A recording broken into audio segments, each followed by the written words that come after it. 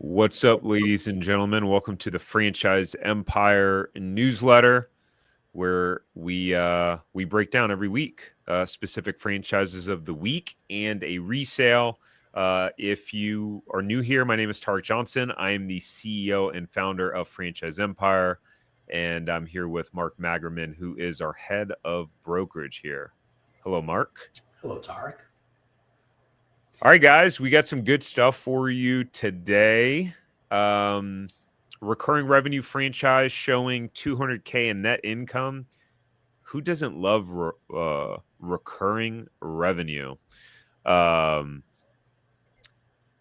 Benny. Sorry, man. We're running just a few minutes late. Yes, recurring revenue. By the way, as I'm looking at Benny's comment here, if you guys are just tuning in, drop me a comment and let me know, especially if you're watching live, what city and state are you tuning in from? Always curious to see where everyone is coming to us from. We have people from all over the world. Often people shout out countries where it's like, whoa, why are you watching this? Which is pretty funny. That's a credit to you, Tarek. I guess so, or YouTube's algorithm or something. I think it's you. I think they're joining you. Oh, I appreciate that. Yeah, and then if you guys are watching the replay, let us know down below. If you're watching the replay, just comment replay. But we're also going to talk about a resale with $6 million in sales last year, which is pretty wild. $6 million is no small feat. We'll talk about how a guy avoided buying the wrong franchise, and we'll talk about our most recent episode on the Zero to Profitable Franchise podcast, which is whether you should start your own business or buy a franchise. And I think the answer and breakdown will surprise you, ladies and gentlemen. I'm going to leave you with that moment of suspense. All right. With that said, you guys if you've watched the newsletter before, you've probably seen us talk about CertaPro painters because they often have quality resales available. They've been around a long time. So I'm not going to go too deep into CertaPro. They're rated the #1 painting franchise in Entrepreneur Magazine, although that ranking doesn't mean much outside of they're the largest. They're the largest. They've been around since 1992. They do have a proven track record of happy and profitable franchisees, which is fantastic. And this is actually for sale in Massachusetts. So we don't have a ton of information here because franchisors are wanting more and more to make sure that these are kept confidential unless we're bringing them a buyer, and this one specifically noted to keep it confidential. So I just listed the state. If you have the financial resources and are in the Massachusetts area and you want to learn more about this, then you can reach out. Let me drop the link for where you guys can reach out to. Oh man, that's a mouthful. Why did we make that? Okay. Anyways, the asking price is $3 million. Rolling 12-month revenue of $6 million, which is pretty fantastic. Here's what I do know, ladies and gentlemen. Number one, you can find out we can get more specifics about the resale. You know, again, if you're a serious potential buyer that has the financial resources, you can also find out the city that this is in.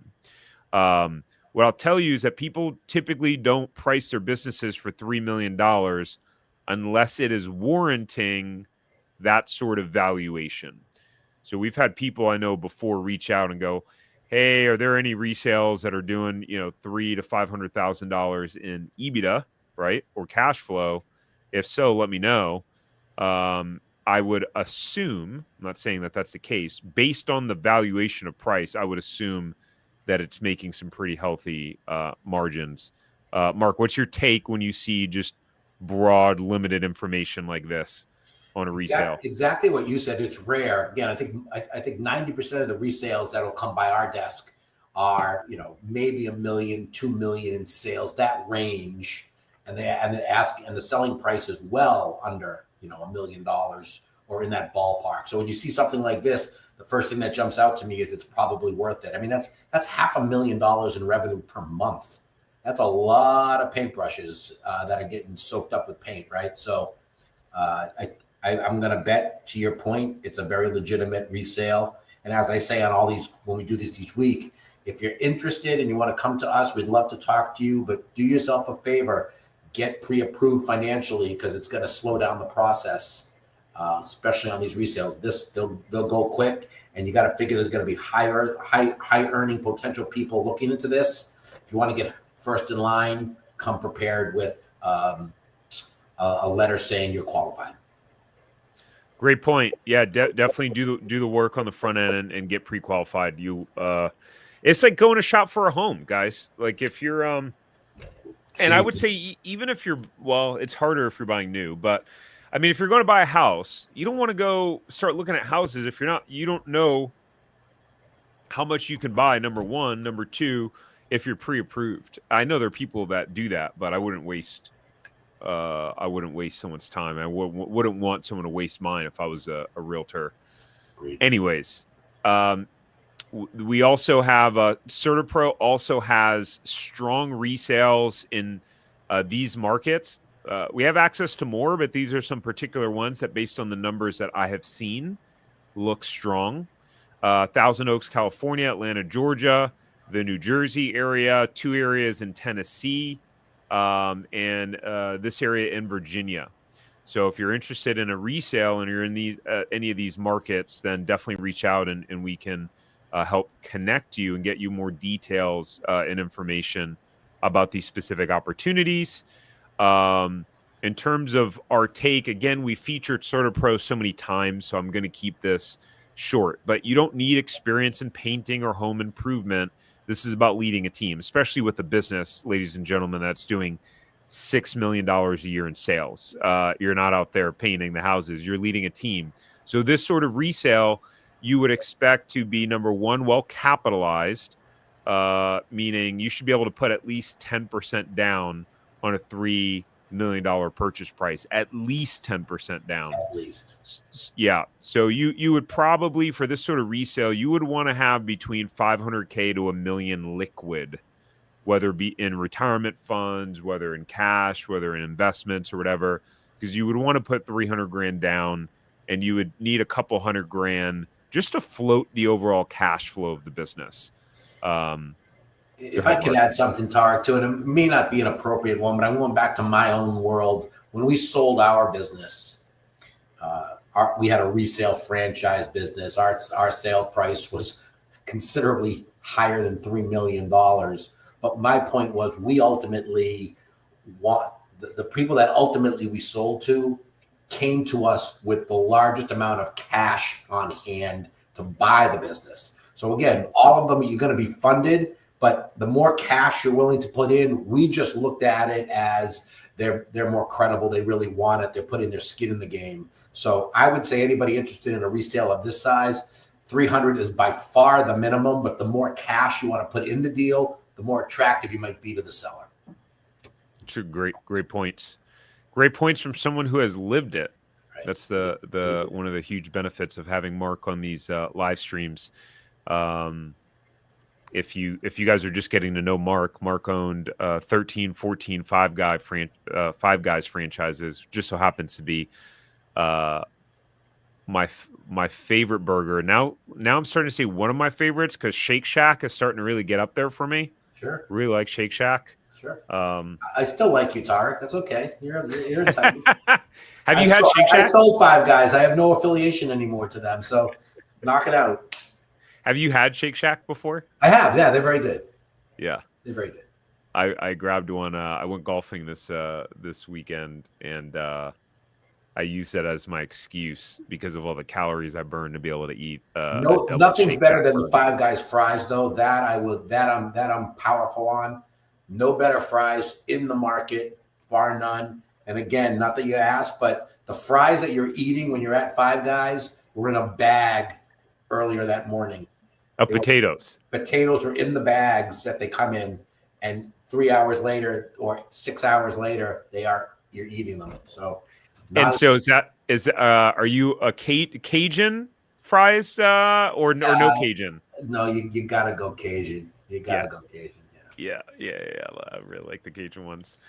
All right. So yeah, you would need to be a leader. That's who buys this sort of magnitude of a business doing $6 million a year. Someone who's got leadership experience. If you've never managed people, hired and fired, it's not the right opportunity for you. You're stepping onto a moving train in this sort of opportunity. Yeah, The train's going 80 miles per hour, and the conductor is not there. So don't get on the train unless you know how to drive it. And plus, Tarek, the staff that you'll be inheriting is coming from an owner that's owned them. And if you don't have that experience, it'll show really quickly, and you have a real risk of losing what you have. So this is one of those examples where you don't pretend to be something that you're not. 100%. The good news is that whether you buy a resale or not with CertaPro, you still have to go through their training system, and they have a really thorough onboarding and training for new franchisees. Because the way that it works is you sign a new 10-year franchise agreement with their resale. They're not just transferring over the existing agreement. So it's a little bit of nuances that I don't know that we need to get into, but I mean, I guess that's why you guys watch these newsletters, right? And we do a video and analysis on it is for the nuance. In their 2024 franchise disclosure document, we need to pull the 2025, but in the 2024, the average sales for franchisee was 2 million. Obviously, this is a very high performing resale, and I don't know how many territories it accounts for.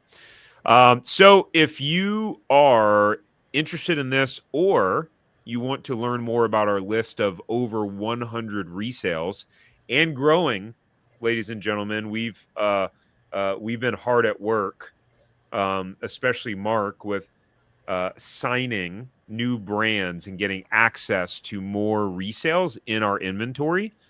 Some of them which are not available in the public market or easily accessible on the public market. And if you want to find out if we have something available in your area, then you can go to franchiseempire.com/resales. I will say that often what happens is resales, a very limited inventory, right? Not the odds of there being one in your area, unless you live in a pretty popular market, is slim. You've got to move quickly on them. So if you're a very high thinker and you like to kind of crazy overanalyze and take your time, good opportunities will get eaten up and you'll lose your chance if you move too slow. I'm just being factual here. Because then you got high Ds like me who move quickly, see a good opportunity, pull the trigger right away. You use the purchase agreement and the contingency in there as your way to do due diligence and then back out if needed. But you got to move fast, number one.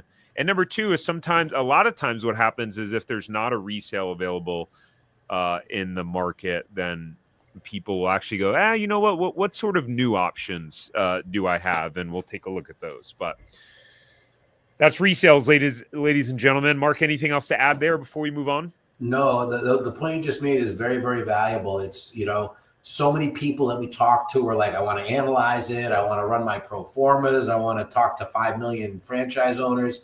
And if that's your plan, I just suggest you find better use of your time, because you're always going to end up frustrated. You're never going to end up with one because you're just diving in too deep. And Tarek's exactly right.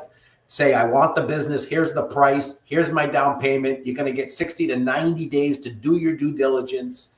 That's when that's when the rubber hits the road. And so many people just want to take too long. And again, you're just going to end up frustrated. So you're absolutely right. Yeah. The good news before we move on from this point, and Benny said that he did his initial interview today, and he meets with Chris on Thursday. That's fantastic. Chris is awesome. You are in good hands, Benny, with Chris. Yeah, Benny, Chris is on Mark's team, so you're in very good hands. The last but not least on the resale, thing is that if you're financing any portion of it, the bank is your due diligence. They will not approve and finance the deal if it doesn't make financial sense, by the way. So that's a little hack that people don't think of. I remember watching Grant Cardone, who I'm not the biggest fan of. He's very entertaining, slightly obnoxious, but he would say on when he would buy commercial properties, he would basically say, "Yeah, I just the bank is doing my due diligence for me," and I didn't fully process exactly what that meant at first, but it was like, "Oh, yeah, if the deal doesn't make financial sense, the bank's not going to lend the money for it." So it's kind of a protection that you have in your back pocket. Absolutely. All right, before we move on to the franchise of the week, the one with recurring revenue showing $200K in net income, we'll celebrate a new franchise owner through Franchise Empire. So Derek was an ideal client, hungry, experienced, ready to make a change in his life. So kind of like we said, that person that's just ready to move and progress through the process. He was the director of operations for a fitness concept, managed 10 locations for the owners. He had done some real estate investment previously, but just realized, like many real estate investments, that you're probably not going to replace your income, especially if you're a high income earner making 150, 200K a year. So he knew, hey, in order to replace my income, I'm probably going to need to build a business. And he actually came to us, and this happens quite often, which is people will come to us. They, somehow they'll start looking at different franchises, get excited about it. They'll find our videos online or resources, and then they'll come to us and wanting to know, number one, our opinion on the franchise that they're looking at. Number two, they'll go, hey, like, I know I'm kind of excited about this, but I also want to know, like, what my other options are. I like, before I go buy from this dealership, like, I want to make sure and test drive some other cars, make sure I'm making a good decision, which is smart. That's what smart people do. So he hit our team up after he was looking at KidStrong, and our team went hard to work and crafted a very specific criteria for him, which is part of what we do. Had him do a behavioral assessment specific to helping franchise buyers create an ideal scenario, budget range that he's comfortable with. And then our team helped him buy a service concept that's in the flooring industry, that they've been doing it for 40 years. So well established, and that felt more comfortable for him to go with something that had been around a long time and that had been tested, time tested. How's the phrase go, Mark? Time tested, tested by time, or something like that. I don't know. You got me stumped, but I will have the answer next time you and I speak. I don't know. You're the king of phrases too. I am. So I'm probably just screwing it up. It's a mantle I like to carry around. So I'll get back to you on that. I don't know if you're going to skip by it, but the only comment I want to make with Derek is, and for any of the candidates that we're talking to, interestingly enough, he was an operations manager in a fitness company and bought a floor remodeling franchise. You don't need experience in the industry that you're buying as a franchise, because the trust is that the brand is going to give you that training and that guidance. But what I'm going to be willing to bet is he can follow the playbook. He's got some passion. So you don't have to focus in only on the couple of industries you might be comfortable with. Be open-minded. Let the brokers like us show you really amazing ideas. And I'm going to guess that when Derek started looking into his franchise opportunities, he didn't say, I really had this passion or have a floor remodeling business from the time I was a baby. He probably didn't have that. And now he's going to end up making a lot of money on it. So that's, again, one of the huge benefits and the beauties of franchising. Yes, sir. Yeah, I think it's a great distinction. All right, franchise of the week, Mark. I threw one in here that I knew you would be familiar with, so I figured I'd toss you a layup or an alley-oop. And again, I'll even go as far as saying, I don't know if they're on the call today, but Tarek, you and I just had a conversation about an hour ago. We just got a call from one of our candidates purchasing this brand in their hometown in Florida. So yes, congratulations. Maybe Aaron and Eva can be on our newsletter next week. But Puddle Pools is you want me to read this? Or you want to go ahead and do it? You don't have to read it. You could just paraphrase it. Whatever you want to say about them or off the cuff is fine. Yeah. So again, Puddle Pools is in the category of home service businesses, which if you've been listening to these podcasts long enough, you know we love them. They're relatively inexpensive. They're really simple to get up and running. They're high margin, very low overhead.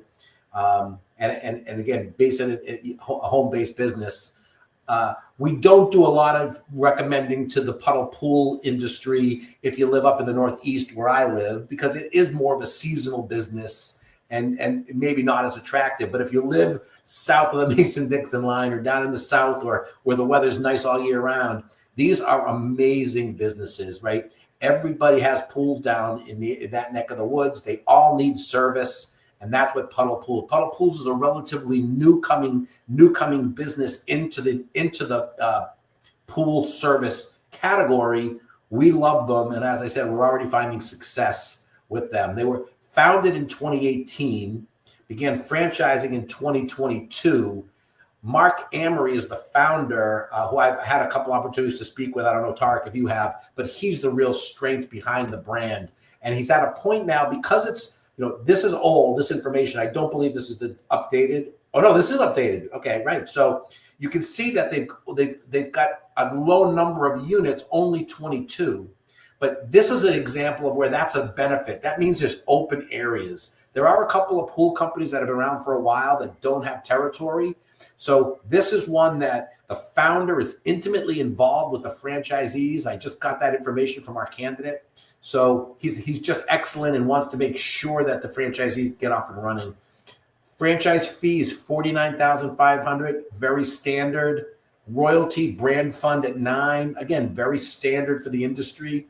But the beautiful thing about these businesses is the range to get the total investment range, which essentially means that's exactly what it's going to cost you to get your business running day one. It's only $122,800. Now, granted, it's your money, so it's easy for me to spend it, right? But you can't find too many opportunities for $122,000 where that covers everything, including the franchise fee.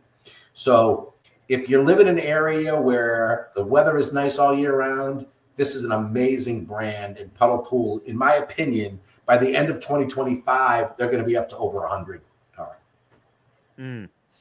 And I something to point out here, and actually this was Mark, I'm going to start doing this in the newsletters now, is I'm going to start labeling the opportunity type. I thought about it for the first time here in this one, and put like blue chip or whatever, new and emerging. To Mark's point around, okay, there might be, it could be, you could fall in love with a concept, but then the territory is not available and they could be around for 25 years. Right. And you're like, oh man, if you are a potential franchise buyer, the concept is only as good as the territory that's available.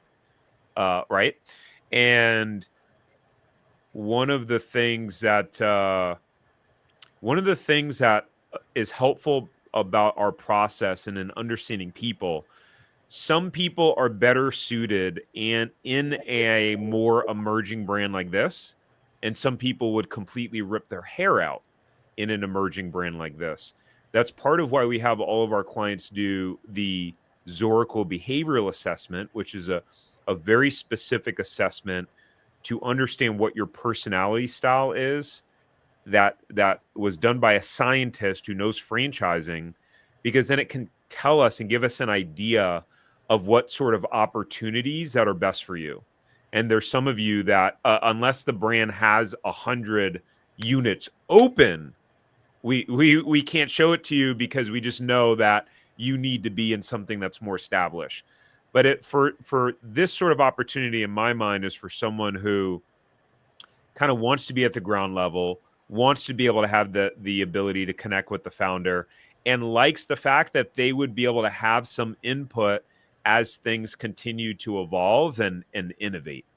If you're looking for everything being super dialed in, like the business model will be dialed in, but if you're looking for everything to be super dialed in and perfect, That's not what a more emerging brand like this, in my opinion, is going to offer. They're going to offer you more flexibility and, of course, availability. Absolutely. And again, the beautiful thing about these home service brands is because you get the support from the franchisor, there's really a finite number of things that the franchisee has to focus on, which means you're focusing on less things as an owner than a non-franchise competitor would focus on. And that gives you a huge leg up. Because to be honest with you, I'm going to pick a place. Let's use Orlando, Florida, where Tarek's come from. If you owned a pool service company in Orlando, Florida, and it doesn't matter if you're the owner of a franchise that's got 1,000 units in the country or 10, all that matters is who's servicing that customer in that particular home. So it's not a negative to not have that many other franchise owners. And to Tarek's point, the gain is you get direct involvement with the owner and a little bit of say in how it goes on. So again, we've got a lot of people. I think we have like half a dozen people, Tarek, who are looking at that brand as we speak today. Oh, cool. Yeah. You want to? I just screenshotted the top and the bottom, not all the in between, because it was going to be way too long. Yeah, no, and it's good. Really, that's what matters. So again, these are averages, and these would be averages from the small group of franchisees that they currently had in 2024. But $700,000 in services and top line sales, $699 when you add in, everything. So $700,000 is not a bad number for an emerging brand. And if you look at the gross profit or the net income, which is even better, $200,000 on a $700,000 business, do the math. That's well over 25% profit margin. Again, low investment, high margin, quick to market, supported by a tremendous owner. So I don't know. Tell me the downside here. Yeah. So, I mean, this is part of why we do this newsletter. I don't know that there's really anyone out there that provides this level of insight and transparency that we do in these newsletters. And so hopefully it's helpful and intriguing. The part of the intention is to provide infotainment. And knowing that, hey, out of, 10% of the people who watch this, you may wind up reaching out to us and saying, hey, I want to check and I want to potentially work with you guys. I want to see if that territory is available, or just kind of explore, hey, is franchising for me? And if so, I want to work with Franchise Empire. Mark, if you want to hit on just a couple of points of the ideal candidate, and then only a couple of points here, whatever you feel comfortable with. We don't have to cover it all. No, obviously driven to meet your goals. That's kind of goes without saying. Scalability is big. And again, one of the other benefits of a brand that is emerging is if you are a big thinker. When we signed up our franchise agreement with 5 guys, we didn't sign up for 2 locations. We didn't sign up for 5. We signed up for 20. We were thinking big. You may have an opportunity to purchase more territory in an area because it's available. So I would say thinking a big thinker to scale your business is important.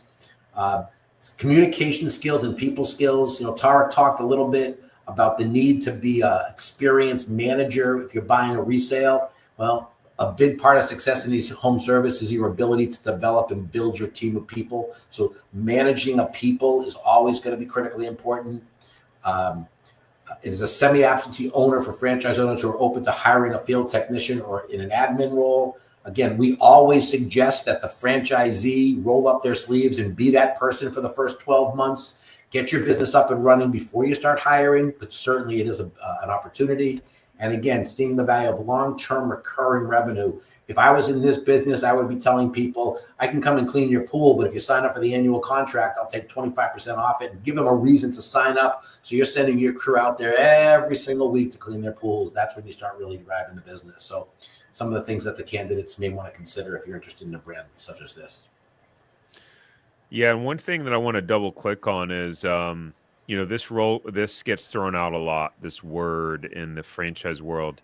And as Mark stated, our philosophy at Franchise Empire, we share this philosophy as a company and as a team when we speak to our clients, is that generally speaking, the best case scenario is you being full-time in your business for at least the first 12 months. I would say probably 12 to 24. That is where you will likely see the highest and best ROI and success. Now, if you're someone who's owned a business before, you've led a team, there are scenarios where it can make sense to go, okay, hey, I'm going to have a main operator in the business. You'll still be involved, but you're not running the day-to-day. Definitely options for more advanced or experienced people. But keep in mind, my main point, I said all that dancing to get to this point. If you try to do it semi-absentee, your profit margin is going to be lower because you're hiring more staff. So that's fine. You're building a more sustainable business, one that depends less on you, but because of that, you're going to have higher operating cost. So I just want to point that out because sometimes people want to have their cake and eat it too, which, by the way, I never have gotten or understood that phrase because, like, if you're getting me cake, why the hell wouldn't I eat it too? That's a very good point. I think when that phrase came out, someone probably had a typo in there. It doesn't seem to make a lot of sense, but it's critically important, although what Tarek says, and I'm even going to take it a step further. If you are that person that wants to be semi-absentee, which is a bogus term anyway, and you are going to hire someone, do yourself a favor, give that person some equity in the business out of the gate, because they need to have some skin in the game. Otherwise, it's an employee who may get disgruntled, who may end up leaving. Your business will not grow. So again, a minority partner with equity, you have a better chance of succeeding if, in fact, you're not going to be willing or able to run the business for yourself. But the best way to do it is get in, learn the business, and I guarantee you're going to see results quicker and way more profitable by doing it that way. Great points. It's the area, Tarek, we spend most of our time talking to our candidates, to be honest with you, in terms of how much involvement, because it's just such a huge misconception out there that I can buy a business, go back to my full-time job, and it's going to be like Jack and the Beanstalk. I'm going to just plant it. Next thing you know, the beanstalk's going to grow and I'm going to bear the fruit. It just doesn't happen that way. Yeah, and the cool thing is that, we can share all this from direct experience. All the brokers on our team have owned or currently own franchises, specifically franchises. So we've all and most of, I think, the people on our team is I would call probably serial entrepreneurs. They've owned multiple businesses. So it's just some of the benefit from people who have been there, done that.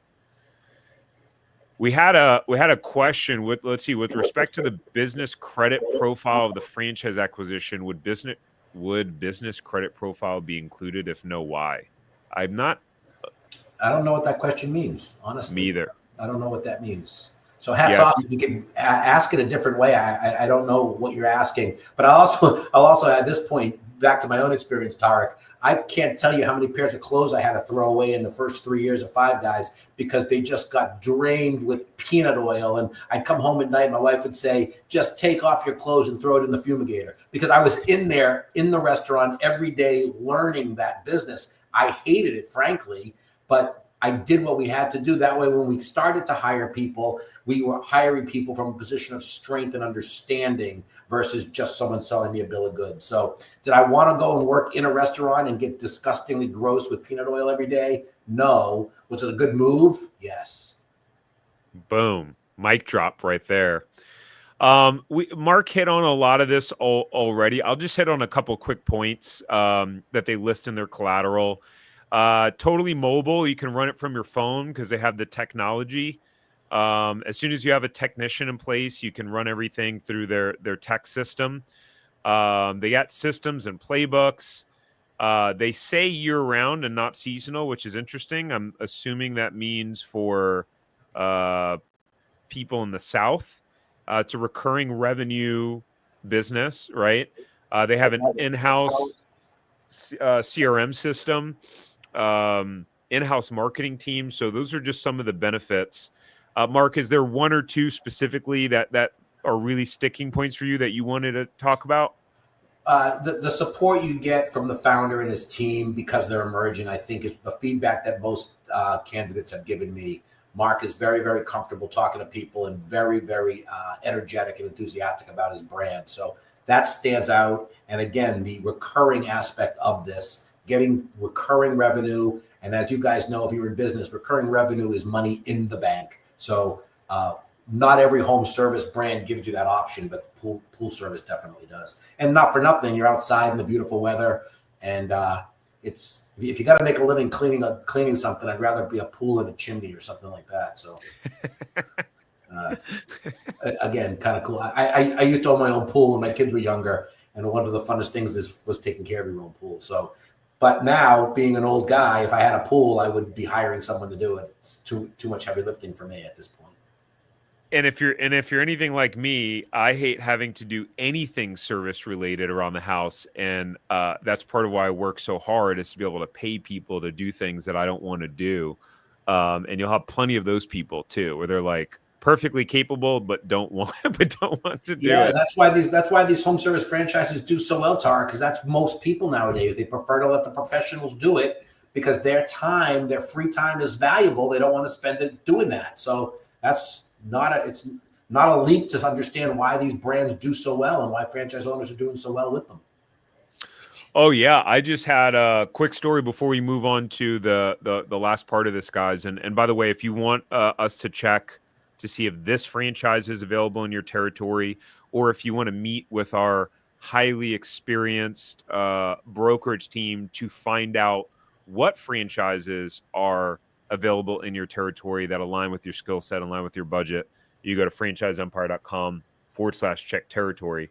But my wife just bought 3 new light fixtures for above our counters in our kitchen, the ones that like hang down, and they just went out of town. I'm 99% sure she's not going to watch this, especially this deep in, so I can say this.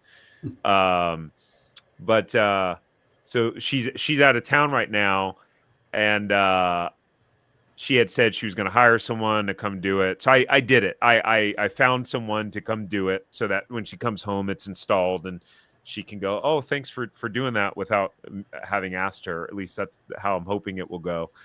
And I went on Thumbtack, which Thumbtack is amazing. Have you used Thumbtack, Mark? I have not, no. It's an app. I think it's kind of like an Angie's List, but it's an app. You can put in what you want done, the pictures of it. It recommends you 3 people. You hit submit, and literally within a minute or two, speed to lead becomes the thing. They're messaging you back right away with if it's something simple with the estimate, or saying that, hey, I'll need to come out to give you an estimate. To make a long story longer, that was that Saturday morning? It was on Saturday morning. The guy was there by Saturday afternoon, and $250 to install these 3 lights, which he was in the middle of the pack in terms of the multiple bids that I got. The guy was there for, it took 30 minutes. 30 minutes. So it just shows the opportunity that's out there in the home services space. Like, there's plenty of margin, even when paying your people and your cost per lead and all those different things. He was there for 30 minutes. And it was $250. That is a hourly rate of $500 an hour. $500 an hour. Granted, he was traveling and he had to drive there and all that stuff, but pretty crazy. And it wasn't a lot of high margin because he didn't have a lot of equipment needed, so he got to keep most of that. And actually, interesting is I was actually trying to get a tree guy to come out to my home because I had a tree that fell, and I called a bunch of people, speed to lead, as we say, and I made 5 inquiries. I got only 2 responses out of 5, meaning 3 people didn't even get back to me. 2 did. Interestingly enough, the 2 that did were franchise owners. The 3 that didn't were not. So again, why? Because the franchise has such systems set up that the owners have the ability to get back to people quickly. And the other ones, who knows, maybe the owner was up on a tree somewhere and couldn't get back to me. So again, there's a huge benefit in being able to get back to people who are looking at hiring you as a franchise. Again, that's not a fair example, but it's the only one I have. But both people that got back to me were franchise owners. I'm going to hire one of them. Yeah, I think it's a fair example for sure. Last but not least, ladies and gentlemen, the most recent episode of the Zero to Profitable Franchise podcast, which we post as a video, both on the Franchise Empire YouTube channel and as an audio only on all podcast platforms, is, look, all this talk about franchising, I know with 100% certainty that there is a good portion of you who are still asking yourself, should I even buy a franchise? Is that what I really want to do? Should I buy a franchise or should I start my own thing? How do I know that? Because I've spoken to 1,000 of you over the last 5 years, and it's something that crosses everyone's mind. And so this was actually one of my favorite pieces of content to record. And the answer is not what you think it is. Even though you may say, Tarek, you're biased, you like own a company helping people buy franchises. There's a really, really fantastic breakdown that I did here that will be really, really helpful for you. So I definitely would recommend you go check it out. With that said, Mark, thank you for joining, and we'll see you guys next Monday, same time. Thanks, Tarek. See you later, guys. All right, bye.